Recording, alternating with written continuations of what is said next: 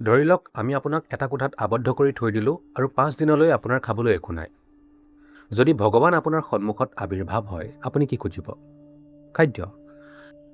গতিকে ই ইমানেই গুৰুত্বপূৰ্ণ। আপুনি বুজিব লাগিব যে আপোনাৰ কাঁহীখনত থকা আহাৰখিনি কেৱল এটা পদাৰ্থ নহয়, ই কোনো সামগ্ৰী নহয়, ই কোনো পণ্য নহয়, ই হ'ল জীৱন।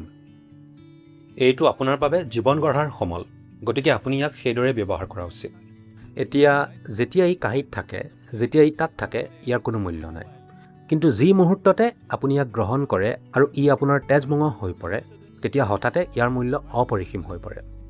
আমি কিয় এনেদৰে জীয়াই থাকোঁ? যেতিয়া আহাৰ আপোনাৰ কাঁহীলৈ আহে, তেতিয়া ইয়াক নিজৰ এটা অংশ হিচাপে গণ্য কৰাটো অতি গুৰুত্বপূৰ্ণ। অত্যন্ত শ্ৰদ্ধাৰে আপুনি আহাৰ গ্ৰহণ কৰা উচিত। আপুনি যি ধৰণে আহাৰ গ্ৰহণ কৰে, কেৱল সেই ধৰণটো সলনি কৰি দিলে আহাৰে আপোনাৰ শৰীৰৰ ভিতৰত সম্পূৰ্ণ বেলেগ ধৰণে ক্ৰিয়া কৰিব। সচেতনতা মানে এইটোৱেই।